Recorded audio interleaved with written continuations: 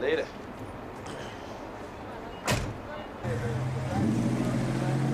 I have two older half brothers. They're like 11 and 12 years older than I. And both of them played. Chris played some guitar, and my brother Dave played drums in a band called The Bitter End.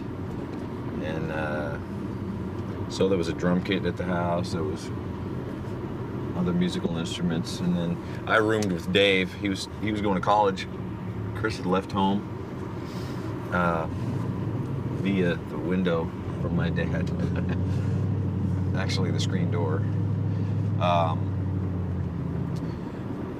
But Dave stayed at home while he went to college, so he'd be away a lot, and I just raid his record collection.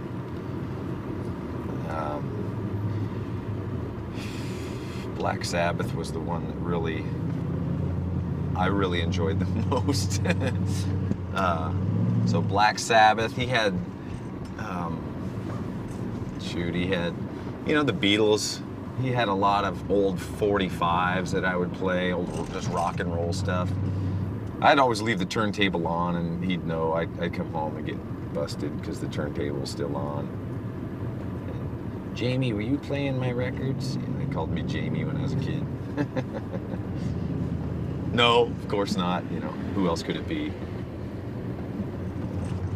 Actually, I had an acoustic guitar, some old Harmony guitar that I'd fiddle with. It was strange back then. I didn't even know, you're actually supposed to put your fingers on the fretboard and make different notes. I was just hitting it, making, why don't I sound like these guys yet, But yeah, that swap meet guitar, and I had it was a Sears Silvertone. By the time I was really into music, my dad had already split.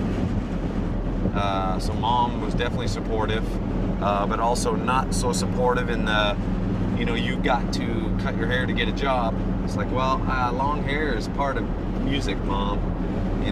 If I got short hair, I can't rock, There's no way. So there was a bit of static going on at home around that.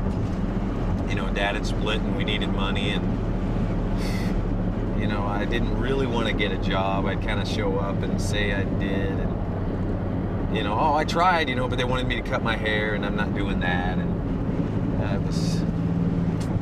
it was tough. It was difficult to want to be like the man of the house, or kind of forced to get a job, but also want to do what I was passionate about.